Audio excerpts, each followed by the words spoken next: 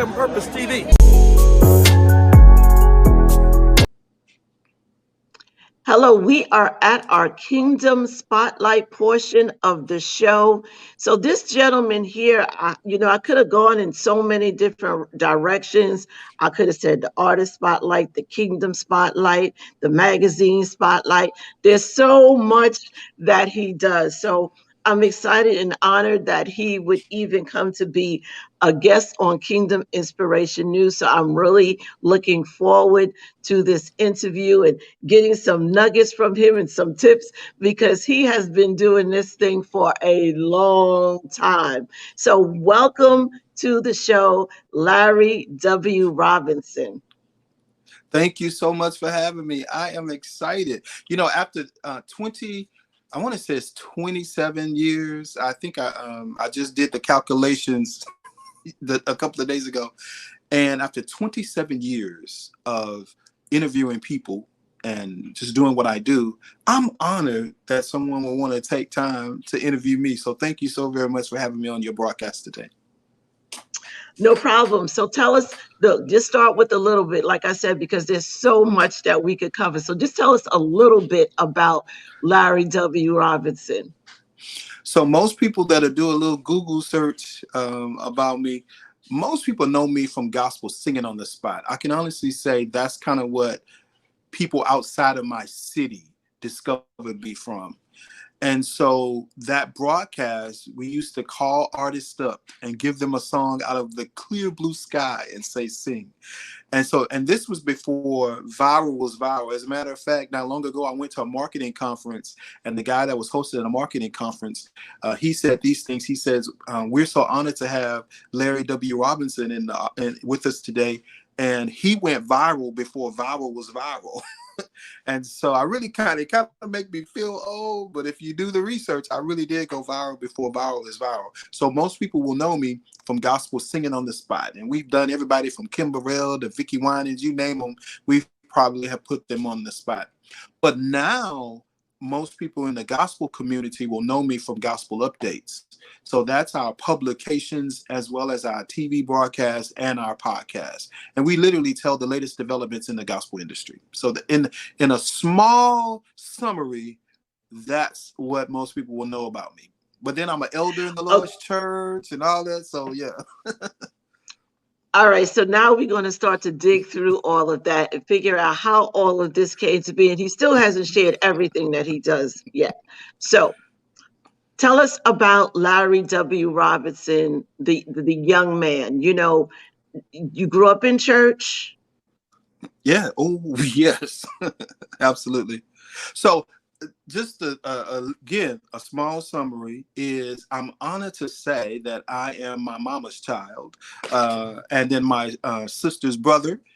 And then, of course, I'm an uncle, and I'm a great friend. So if you ever have me as a friend, I'm probably going to be one of your best friends because I'm really a great friend. And then from that, I'm the host or the founder of the Gospel Music Honors. And I'm telling you that now because we're actually getting ready in a few days to have the Gospel Music Honors. And people can go to gospelmusichonors.com for more information. But since 1996, we've been honoring local citizens for their contributions to the preservation of the presentation methods, as well as the message of gospel music. So I'm going to be going back to my hometown next weekend, and we're going to be honoring a group of people for their contributions to the preservation of gospel music. So I'm excited about the Gospel Music Honors, and I cannot wait to get there. But then also in recent years, I founded the Black Business Honors. And what we do is we honor owners as well as employees for their contribution to the entrepreneurial space. So I am extremely excited about both of those entities. So you said you're going to go back home. Where is that? Yeah. I'm from Southwest Louisiana. That's what we call it. My city is Lake Charles, but there's so many surrounding areas. And so all together, we call it Southwest Louisiana. And I've been there most of my childhood and adult life. But recently, I transitioned to Houston, Texas. I call it courtesy of Hurricane Laura. Hurricane Laura came through about 2 years ago, and I really evacuated to Houston, Texas. But when I got here, I loved it, and I just decided to stick around a little while. I like Houston as well. It is actually one of the cities that I've considered moving to since I want to get out of the cold Come weather. on, No, come but on. listen, I considered, and we've been there several times, but that Houston traffic That is no I was just joke. going to say that is the Listen, that only Houston like. traffic is worse than New York traffic. mm, I love the food. I love the culture. I love there's always something to do. I was just telling a friend of mine, and I'm a foodie, so pray for me. But I was just telling a friend of mine the other day, I said, I can literally here in Houston eat at a different restaurant and not repeat the same restaurant probably for 2 years. And so excited about that. But then there's always the And wait, but culture wait, and here. have really good food each time. Have really good food each Absolutely. time. One Absolutely. of our Hmm. favorite spots is the, I'm gonna give them a shout out too. One of my Okay. favorite spots is the Breakfast Club. I was just giving. You, let me tell you something funny. One of the elders in our organization, we was just on the phone talking, and I think I had just moved to Houston, and so maybe I've been here about 6 months, and so everybody was taking me to like Papa Do's, and and I'm not gonna do too many names, but just various restaurants, and so he says, "Have you ever been to the Breakfast Club?" And I was like, I've never heard of that. I said, but wait, the Breakfast Club is a radio show in New York. What do you? He said, no, there's a restaurant in that city called the Breakfast Club. We came when the organization had an event here, and that's where they went to eat each day. And so I, did Google and went. And let me tell you something. That food at the Breakfast Club ain't no joke.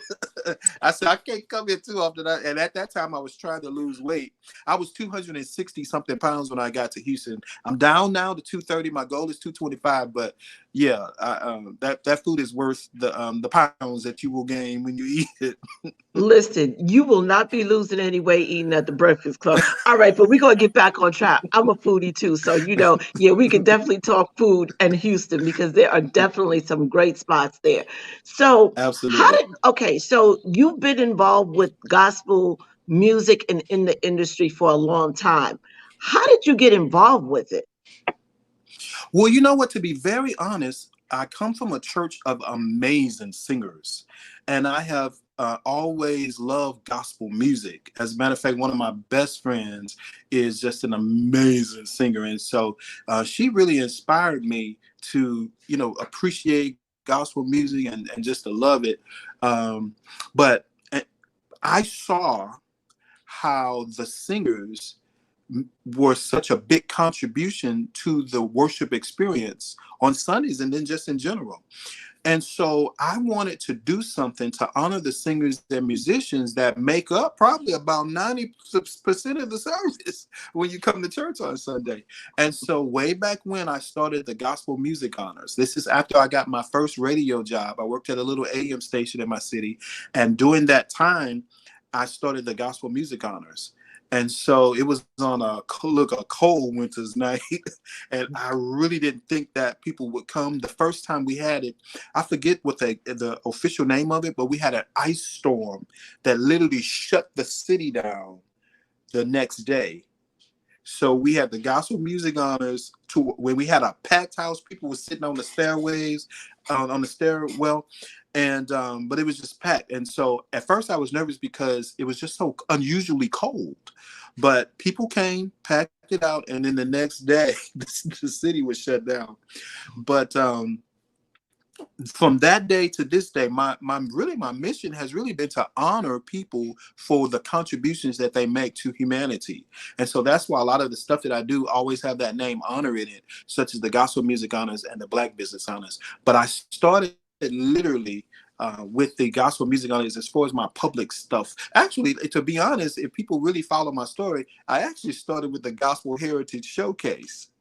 And I did it at my home church. And then from there, went from the Gospel Heritage Showcase and just renamed it, quote unquote, because when we did the Gospel Heritage Showcase, it was just a showcase. We didn't have any awards attached to it. We just I just wanted to showcase some amazing talent in the city. And then when we relaunched, we did the Gospel Music Honors. But for most people that's in my city, they'll remember that the first quote unquote public event that I did was the Gospel Heritage Showcase. Yeah, so as I read all this stuff, and you were viral before viral, I looked at your videos. Yes, they have a lot of views. So as one of the things that I really got excited about is, I said this platform here is really dedicated to honoring people who are making a difference in the kingdom. And so when I looked at your work, there was like that connection, like, okay, yeah, this is my small contribution to being able to do that. So to be able to bring you on to honor you for the work that you've done was really an honor for me. It was exciting to be able to do that, like I said, because you've been doing it for so long, and you've done it for gospel, and then more recently, like you said, for entrepreneurship. And I think for us both, I know we hear so much negativity. There's so much negativity out there. But if we really take the time to look, there's so many wonderful and positive things going out there. There's so many people that are really making a contribution, not just to the kingdom, but to the world. So I really applaud you for your ongoing, long going, over 27 years of efforts to be able to highlight people within the community that are doing positive things in the gospel arena and otherwise. So again, there's so many things we could talk about. So you start with these award shows, and you have this radio show, and he has been able to interview some amazing people. I won't ask you to tell me your favorite interview, because that Please might don't. be, but I I might get will in ask trouble. you to share an interview that maybe perhaps really inspired you. Well, you know what I do? I really do kind of have a favorite, only because, and I'll just say it's Karen Clark Sheard. First of all, it took a long time for me to connect to be able to interview Karen Clark Sheard. When we were doing gospel singing on the spot and gospel interviews, it really was the viewers that would reach out to me and ask if I would reach out to these artists and ask if they would be on the broadcast. So, like for instance, when we first started gospel singing on the spot, we were doing everyday people. We were not doing recording artists. It could have been somebody at your church, and so they would, the listeners or the viewers would reach out to me, and that's when MySpace was real big. So now I'm really telling my age, but people would send me a message on MySpace and say, "Hey, can you put so and so on the spot?" And so, but then after a while, people started asking for recording artists. As a matter of fact, the first recording artist that they asked me for was Vicky Winans. And now I'm getting ready to tell my age. I picked up a cassette tape that I had for Vicky Winans, and I called the number that is on the cassette tape and asked to speak to. And well, I think I just started talking. I said, "Hey, my name is Larry W. Robinson. I'm the host of Gospel Interviews, and we interview, recording artists, da da da." And then I said, and then I have this new broadcast called Gospel Singing on the Spot. And what we do is we give an artist a song out of the clear blue sky and say, sing. And when I said that, the young lady said, "Oh my God, that's hot. Tell me more about that." I said, "Well, yeah, so we've been doing da da da." She says, "I want to do it." I said, "Well, okay. Ask Miss Winans if she want to do it. And if she says yes, we'll set it up." She says, "Sir, do you know who you're talking to?" I said, "Who is this?" She says, "This is Vicky Winans." I said, "Oh." Well, back then, or even today, Vicky's speaking voice is lower than her singing voice. So I did not know that it was her, to be very honest. But anyway, so she said she loved it, and we did it. And then the song I think we did was "Till I Found You" or "Since I Found You." But getting back to your original question, Karen Clark Sheard, people were asking for her. And so I tried to reach out, and at first it didn't happen. I had to tell the viewers, I say, "Hey, for some reason, I'm not able to get Karen Clark Sheard." But a friend of mine, I was setting up an interview for someone else, and they just so happened to ask me, "Hey, would you want to interview Karen Clark Sheard?" I was like, Wow. "I've been trying to get Karen forever." So they said, "Oh, okay, I'm gonna set it up." And let me tell you, that was one of the best interviews. And a lot of other people that do what I do reached out to me to ask me, how did I get her to be so talkative and flow so natural? And so I kind of told them some of the secrets. But if people can put in Karen Clark Sheard, Larry W. Robinson on YouTube, and they'll find two. The first one that'll pop up is the one that I did with just me and Karen. But then there's also another one that I did with Karen Clark Sheard and Kiara Sheard, and we're doing that Mm. on video. But the one that I would encourage people to listen to is the it's like 30 minutes or so of just me and Karen talking. And when I tell you, she was telling me stuff out, and then the secret to a great interview is literally just once they start talking, let them talk. Because people, if they're tuning into the conversation, they're obviously tuning in because of who that guest is. And once that guest starts talking and giving you, good stories and content, let them talk. And I did, and I'm so glad I did, because she shared all kind of stuff that people's like, I interviewed her and she tell me that. I was like, hey.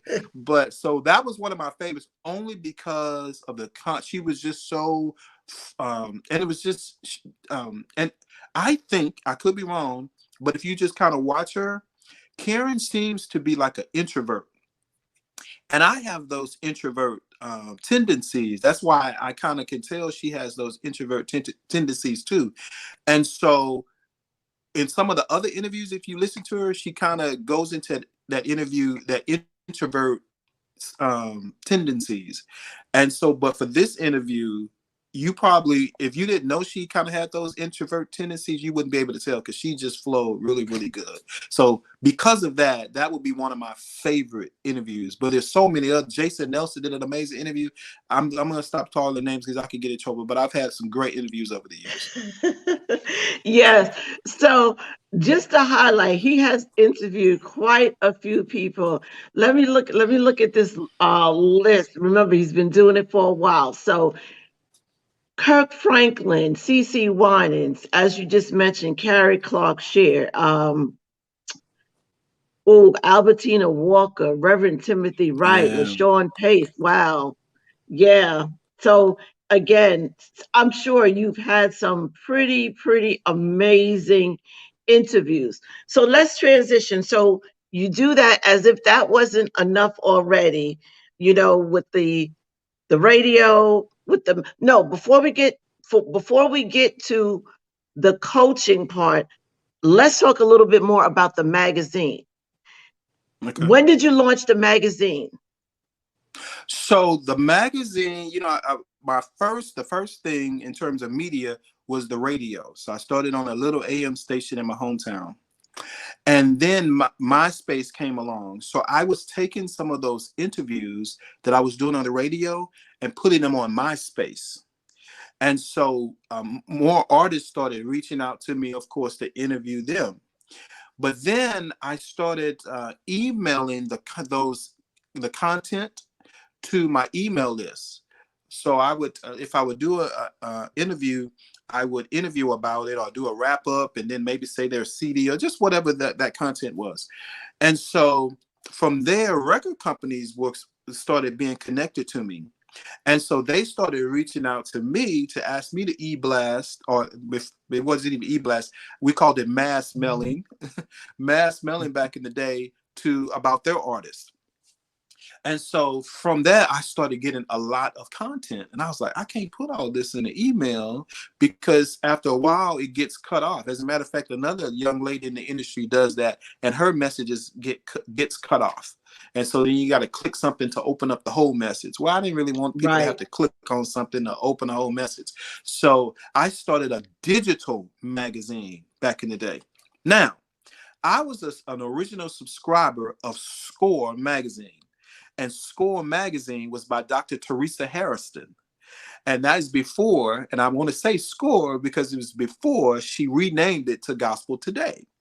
And so once she renamed it to Gospel Today, of course, I was still a subscriber to Gospel Today magazine. But then, of course, Gospel Today magazine went out of print, and then for a season it was online, and I think it's changed now. But I like, as a matter of fact, I have some right here. I like paper magazines. I like something people can open and whatever. So I called Dr. Harrison one day, and I said, Dr. Harrison, um, your magazine, I used to love Gospel Today magazine. Unfortunately, it went out of print. She said, yeah. She said, her son had taken it over, and then they went online or whatever.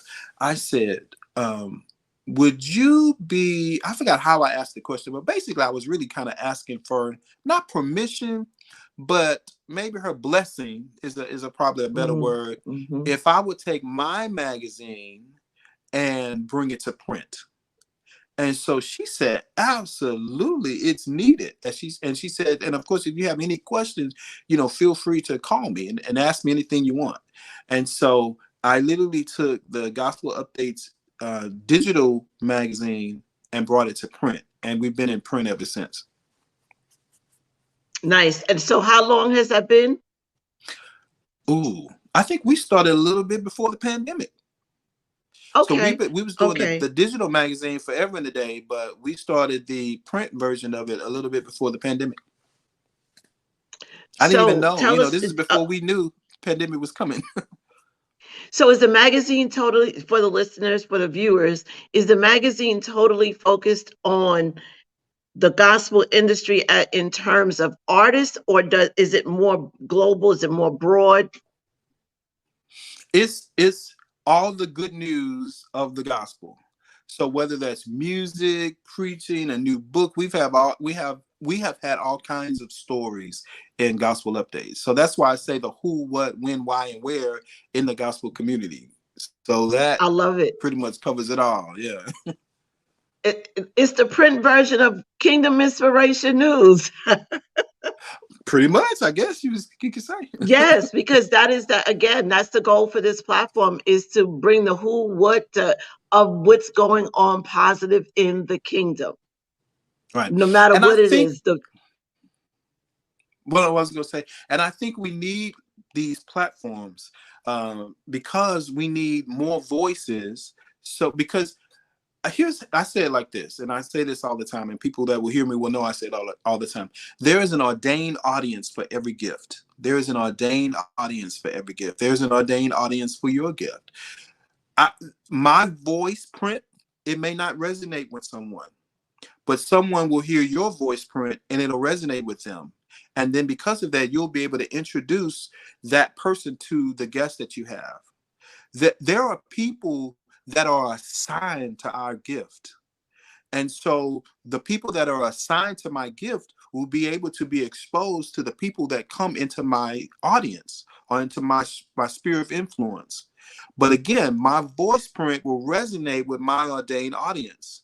And then your voice print will resonate with your ordained audience. And so people like I'm honored because now people that is in your ordained audience will get an opportunity to experience me. I'll resonate with some and I may not resonate with others, but those that I resonate with, they'll come and check out some of the things that I'm doing and be blessed by it. And then of course, if you allow me, I'll post our conversation, and those that'll hear your voice print will be like, well, let me go check out some stuff that she's doing. And then of course we'll be blessed by other people that's on your platform. Like I was blessed by the guy, remember I was telling you before we started, I was blessed by the guy that lost all that weight. I was like, wow, that is amazing. So there is an ordained audience for every gift. And I have said this over and over again. I believe my job is to connect people to their ordained audience. Yes, I love it. I love it. Like, look, we could go on and talk about that for a while, but you are absolutely correct. That's why there needs not be any worry of competitiveness, because there's a lane that God has appointed specifically for you. Each individual has been uniquely designed for a uniquely designed person that's going to come because of who they are. So you're absolutely right. So Not to as he explains all of that. I was Go going to say, ahead. not to jump the gun, but I just want to kind of say this because you said something, no need for competition. So in my business coaching, I coach from a kingdom perspective. And one of the things that I say, because in the world, they'll tell you dog eat dog and, competition, da, da, da. Well, in the kingdom, there is no competition. I do not have to fight for clients and customers because those that are assigned to me will come to me. All I have to do is tell what I'm doing. And those that are assigned, and I would rather just simply tell you what I'm doing and let those that, if you are assigned to me, come to me, than try to do it the other way, because then you might have cancellations and just the more excellent way to do what you're doing, if you're in sales or in business, is to just tell people what you do. Jesus did it this way. He told them, I am the way, the truth, and the life. He basically just said what he did. And those that were assigned to him came to him. I love it. So good. So we already transitioned into that because that's what I was going to talk to you about next was the fact that amongst all the other stuff that you do, you're also a coach. So is it life coaching, business coaching? Talk to us a little bit about that.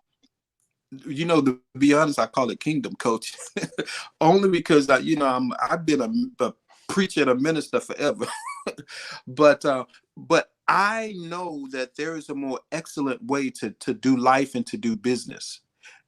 I have seen the people operate from the world's perspective, and there is a clear difference between the world and between kingdom. And those that operate in the world system, they get the results of the world system. Those that operate in kingdom system get the benefits and the results of kingdom's benefits, which is peace, joy, love, and the Holy Ghost. You know what I mean? Like you can operate in business and you can't sleep at night. You're worrying about if your business is gonna burn and crash.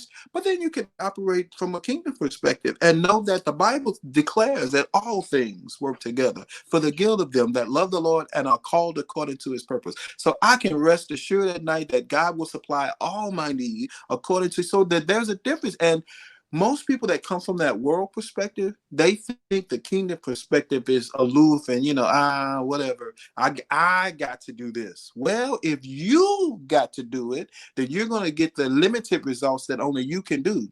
But if you let the one who created it all help, that's why I unashamedly say my help comes from God. That's right. I got this from Yolanda Adams, but I took it and adapted it. My PR person is God himself. Mm, You came looking for me, or your people came looking for me. I did not go looking for you. I believe God set it up as my PR specialist and put some piece of content out there that they saw and was like, and it resonated with them to cause them to reach out to ask me to be on this broadcast today.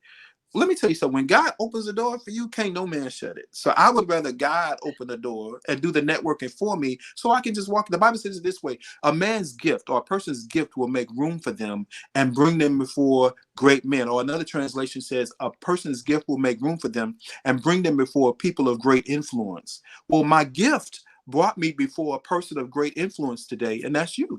Only God can do that. mm. Well, listen, you look, you done coached me, the coach. The coach has coached the coach. Listen, I usually try to end out with a word of encouragement, but you just gave it. You just absolutely gave it. I call it kingdom success. Everybody wants to achieve success, but we should be, as believers, aiming for kingdom success, which simply is being and doing everything it is that God created you to be and do. So I thank you so much for coming on and sharing some Thank nuggets. you. I know that they have helped me. I hope that they help the listeners, the viewers. Before we close out, I know you have said, you're on YouTube. How can people reach you? What platforms are you on? Well, I'm on them all. And the way to find them all is to simply go to LarryWRobinson.com. LarryWRobinson.com. On there, my podcast, YouTube, all of it is at LarryWRobinson.com. And if you look at the bottom, you can see all you have to do is put a .com at the end and you will get to his website. Once again, I thank you for coming on. This has been a great Thank you. conversation. Don't be surprised if I invite you back to continue this kingdom talk. We can talk business and coaching because that's just something I love to talk about too. So again, I thank you for being on. Thank you for having me. I appreciate you.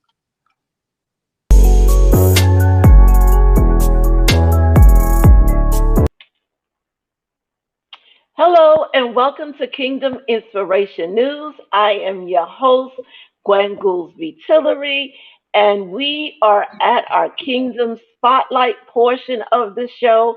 This gentleman that I have on today, I've known him for quite some time. I have such respect for him. You know, he's just a very quiet, kind of unassuming guy, just a nice guy, a good guy. And so I'm really glad to have on with us today Reverend Jimmy Lindsay. Welcome to the show. Amen. Thank you. How are you? I am good. Good. So tell us just a little bit about yourself. Right, right. A little bit about me. Older than 18. Um, I've been married for almost 20 years, so definitely older than 18. With three children, and been a high school teacher for close to 20 years, and also a preacher, as you can see, Reverend, and hopefully soon to be pastor.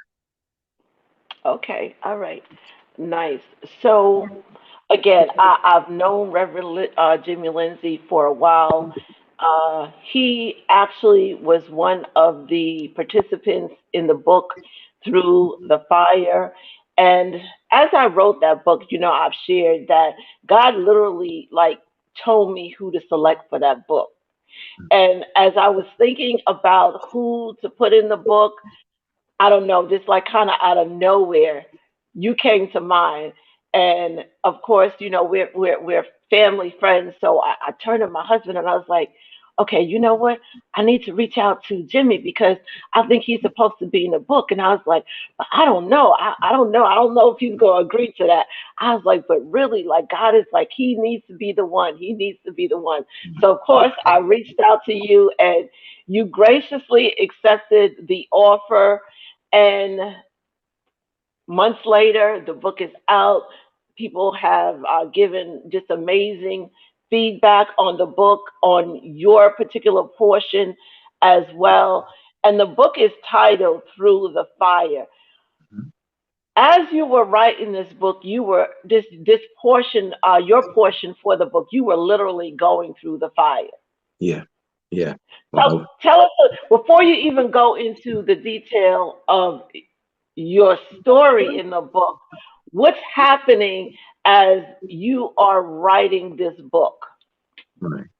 Well, first thing I want to say is when you asked me about to participate in the book, really all this time for years I knew that I should at least write a book. So when you asked me, that was God telling me it's time for you to start, and that's why I was like, sure, yeah, I'll do that.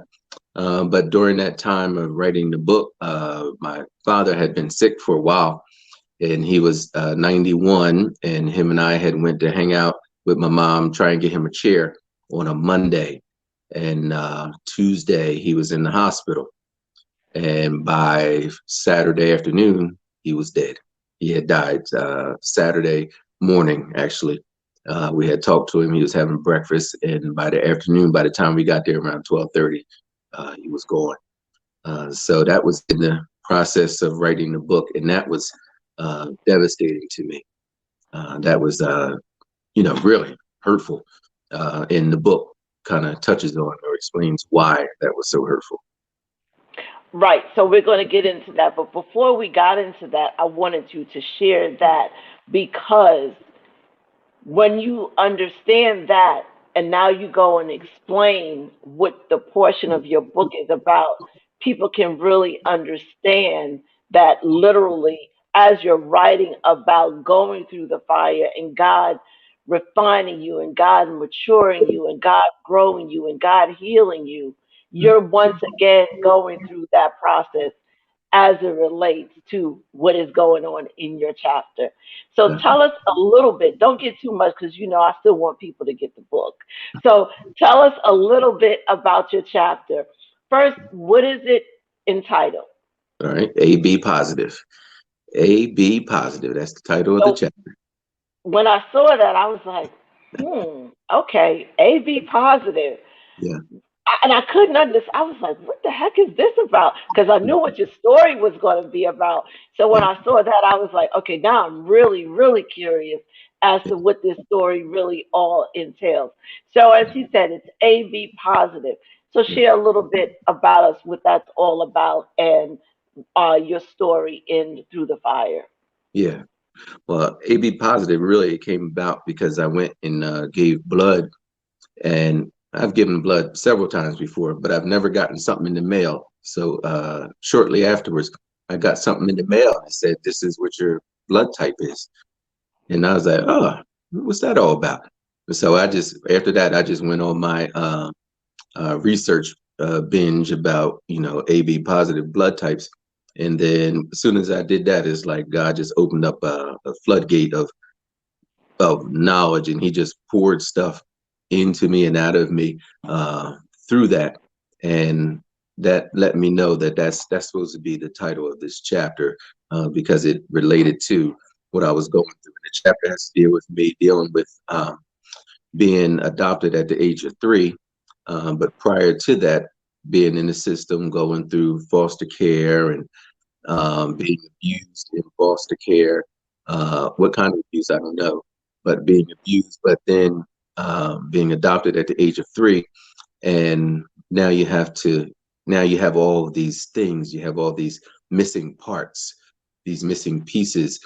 And you have these two people that you don't know that are trying their best to help you to navigate and teach you certain things. And at the age of 3, you've got a personality. Now, being in and out of foster care, I've probably had personalities from each one of them. So dealing with that trauma of adoption, being given up at birth, and the trauma that I may not even really remember, but it's obvious was there because of certain things, instances, and certain ways and certain things that I did. Uh, Obviously, let me know that there was some sort of trauma there in different aspects, in different areas of my life. And so that's what the chapter is about, dealing with that trauma and how I began to deal with it, and what helped me to, I don't want to say overcome it necessarily, but really to work it, not necessarily use it as a disadvantage, but an advantage. Right. So, as I say, you learned how to turn that pain more into purpose and Yeah. allow you to grow into the person that God wants you to be. Right. Exactly. Right. Right.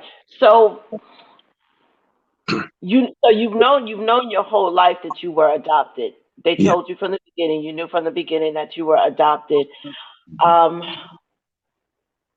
I can't, for someone who's adopted, it's like this twofold thing. There's this one side where you feel like, okay, somebody, didn't want me for whatever reason. But then on the flip side, there's this blessing knowing that there is someone who absolutely wanted you. Listen, and that's why when my dad passed away, it was so devastating because being given up for adoption, there's this sense of loss, and you have no identity, and you're trying to figure out who you are and see who you are. And really, every child that is born, no matter what, from as soon as they come out the womb, if they hear mom's voice, they know that voice. They know that voice, so they long for that voice. And when dad passed away, my mom always tells a story that when they went to the adoptions agency and said that they want to adopt a son, and when they saw me, my dad said, "That's my son," and that was the end of it. Mom said that was it, and that was it. And next thing you know, you was coming home with us. That was it. So I attached myself to them, and in certain instances, they which they didn't understand. They don't know how much I attached myself to them, and how much their presence uh, I leaned on and needed, and really uh, helped to guide me and shape me and try and help me to get out of this trauma that I had gone through. Yeah. So one of I'm going to share this part because I told you this part, like it just tugged at my heart when you share this part of your story. When you talked about getting a bicycle Hmm. and learning how to ride your bike, and you were told to begin to ride your bike right Hmm. down the block. Share that portion. I I had a big wheel, and with the big wheel in the front and the two little wheels in the back, and mom put me out in the right at the end of the step on the sidewalk and said, "Go ride your big wheel." And she left. She went back in the house, and she came back a few minutes later, and I'm sitting in the same spot looking at the door. And she's like, why ain't you going somewhere? Why don't you move? Why don't you go somewhere?" And later in life, I told her it's because I had this fear of them leaving me. So last thing I wanted to do was to ride my big wheel down the street and come back, and they're gone. And then I'm right back where I started. And that's something that I didn't want. I was afraid of. Really, I was afraid of. I was afraid of because I had attached myself to them. I was afraid that if I was to go somewhere and come back, they just wouldn't be there when I got back. And so she finally understood that, and that was same with you. It was like amazing to her because she never even thought about that. Yeah, like I mean, you give so much in that story, but when I read that part, it just hit me, and I was like, oh my God, that for I don't you didn't say how old you were, but a big wheel, I'm guessing you were still relatively young Yeah, to have that fear and not feel that you could even ride your big wheel without worrying that these people were going to leave you. You hmm, know that there was some trauma and some things that you were dealing with at such a young age. So as the years go on, you're aware. You even though you were young, you were aware of some of these things. You were so much aware of the fact that you were attached to these people, and you were aware of the fact that there was still some feelings of missing out on something or someone as well. So, yeah. how did you begin the process of dealing with the trauma and beginning to heal from all of that? Uh, I think to begin, first of all, to begin to deal with it, you have to just recognize it and go ahead and speak it and say, yes, I have this problem. I have trust issues, or I have fear of being by myself. Uh, or I have when I love hard, and or I have this one thing that whatever anybody else needed is fine. My needs didn't matter. So growing up, I had to, and really, once I met my wife, and once we got married and we had kids, that kind of started to switch things for me.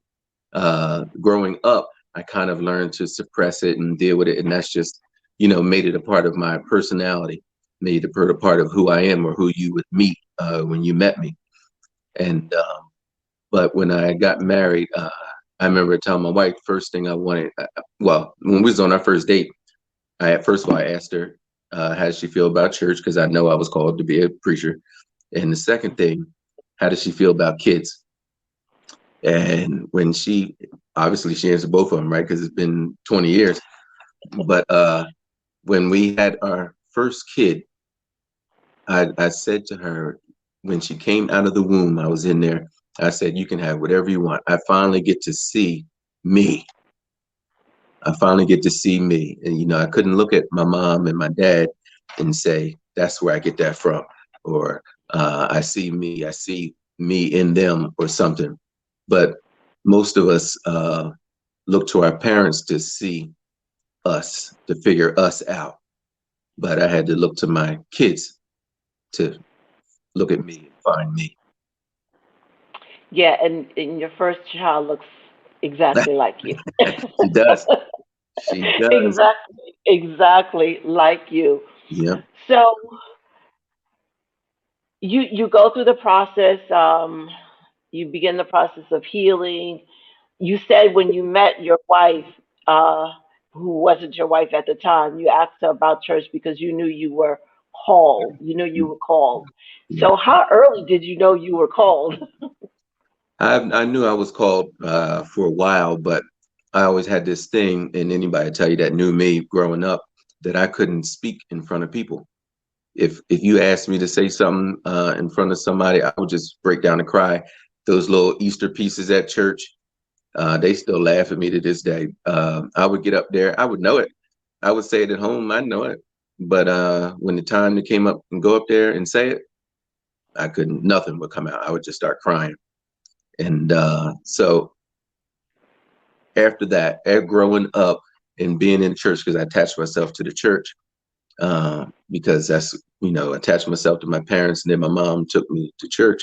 So I attached myself to church, and I was there all the time. And, being there all the time and um, learning and reading and studying and everything, I knew that I wanted to help people. I knew I had issues. Nobody was helping me, but I knew I wanted to help people. And so I knew I was called to preach. And when I met her, literally the day that I met her, I said she was going on to a wedding, and I was going to Myrtle Beach with my boys. And I said, when I come back and professing my calling, and this will be the last time Myrtle Beach see me. And that's exactly what happened. Because I knew when I saw her, I knew God said, that's her. So not only was it time for you to move forward and commit to marriage or family, it was time for you to move forward and commit to the call that God had placed on your life. Yeah, yeah, yeah. I always wanted, I always desired, I love family.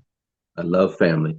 And that's, again, part of my trauma is because, I love family a lot. And, us, our family is close, and rarely are we apart. But I love family, and I couldn't wait to get married. I couldn't wait for God to send me the one. Now, I wasn't just going to marry anyone, but I couldn't wait for God to send me the one. And then I couldn't wait to start a family so that I can begin to kind of change the narrative, change my what and kind of build and create this new thing. Okay, so how many years have you been involved in ministry? Yeah, ministry period. Like where you started actually coming out of your comfort zone and really began preaching the word of God. From the first sermon, that's been KK, it'd be 18, probably about 18 years ago. And Okay. my first sermon, I got up there and everyone's like, "You nervous?" I was like, "No, I'm not nervous." And that's definitely not me. But I got up there and did my message with no problems, no butterflies, no nothing. Just got up there, did my message, and took my seat. So, I mean, I know a little bit of your story, having read your story. So you grew up in church. You've been in church your whole life. You were called to ministry. You've been involved with ministry for 18 years.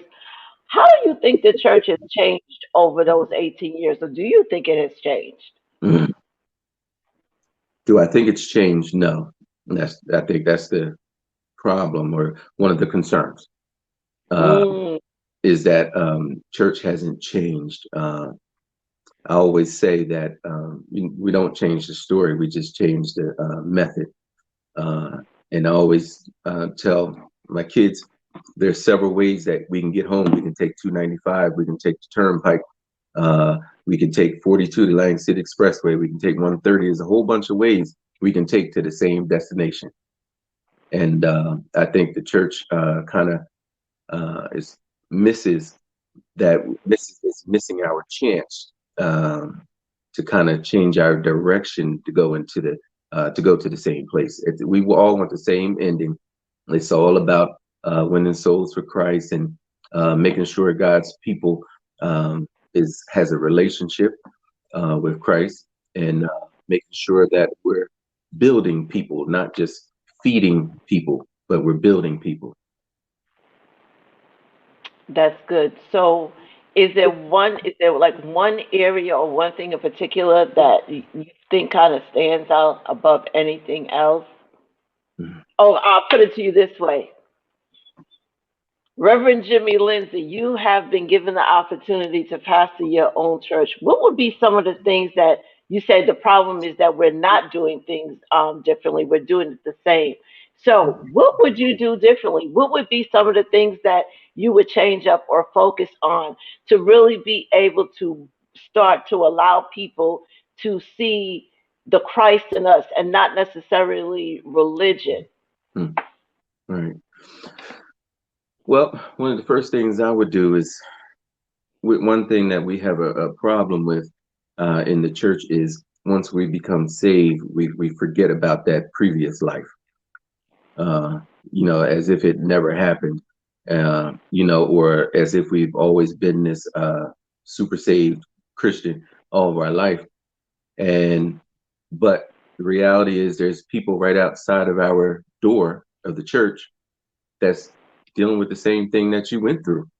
But yet, because you're too saved or you have spiritual amnesia, you don't, or you feel embarrassed, about your story, you don't want to share your story. So one of the first things I would do is try to be, of course, you can't be super duper transparent where they see right through you, but be open enough to where you can share what it is that you've been through and how it is that God has brought you through it. I think that's one of the major things we've made church so spiritual that we haven't we've expected the people to meet us instead of us meeting the people. That's good. I can completely agree with you. One of the things prior to prior to the interviews I have, one of the things I tell my guests is, as I told you, we don't do retakes. Yeah, We don't do retakes, and one of the reasons why I say we don't do retakes is because in life you're going to make mistakes. yeah, You're not going to always get it right. But right, that doesn't change my goal, which is to be able to spread a little inspiration to people through the stories of the people I bring on. So right, I don't try to look for perfection. right. I try to let people know that you don't have to necessarily get it right all the time. Mhm. You can get it wrong. You can't get it God wrong. still God loves loves you, you. He still loves you. and we should still love you. That's That right. part. That's right. That part. We should still love you. So I think that's good. I think being transparent, again, you're not going to just show up and put all your business out there, Right, but being transparent in the way that allows people to see your humanness and right, not just your title or your position right, is so key. I think have to get to the place where it's really about fellowship and love and not just about coming to a church service. right, right, right. I always tell Yeah. everybody. I talked to a guy that was I went to high school with, and he said, "Jimmy, I'm taking you to breakfast." I said, "Okay." And so I met him for breakfast, and he was a recovering crackhead. I mean, serious. And he was a dealer.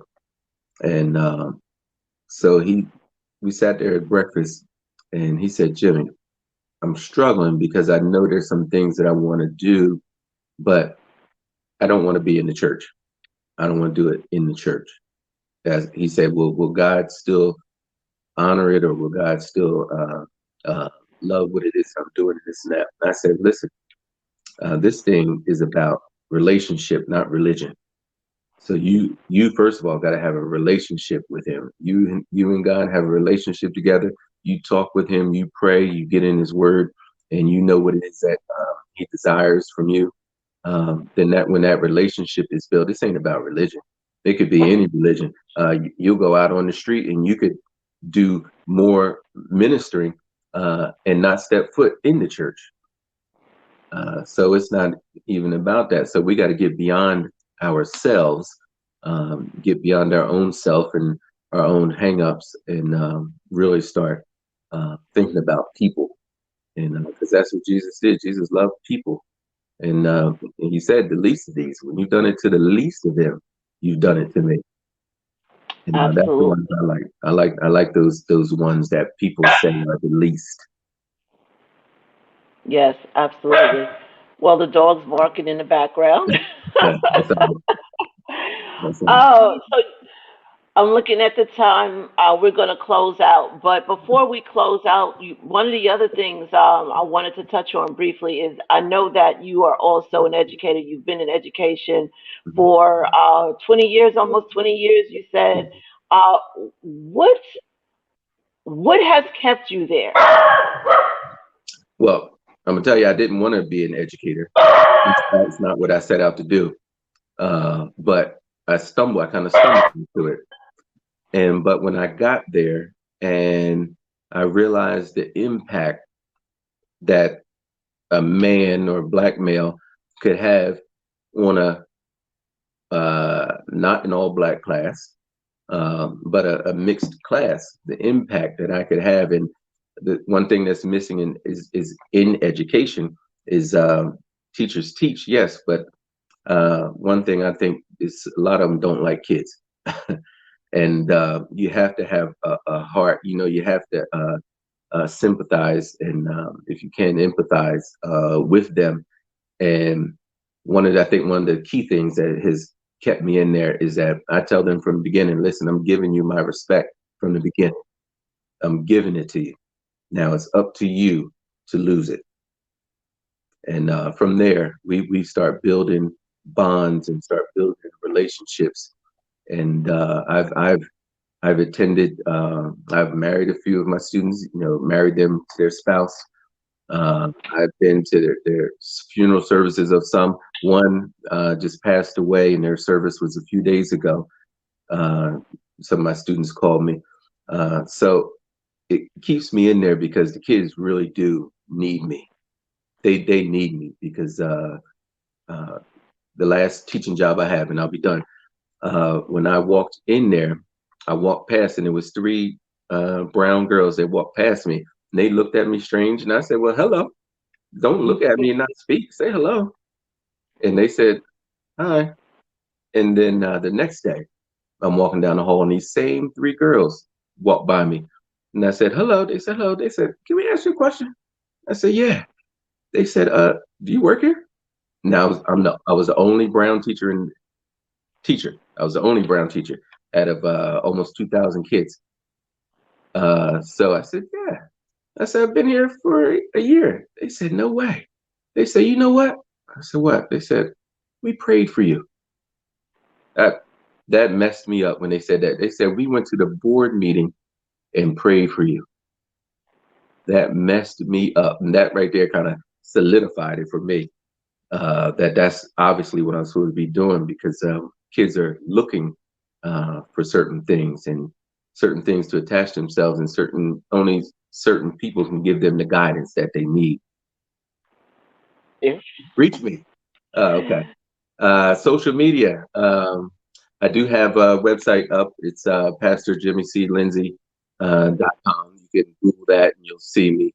I am on YouTube. Really, if you Google Pastor Jimmy C. Lindsay, you'll see everything. My Facebook will pop up. Everything will pop up. And, reach out to me and let's grow. Let's grow together. Thank you again. Thank you for coming on, and wish you all the best. Thank you.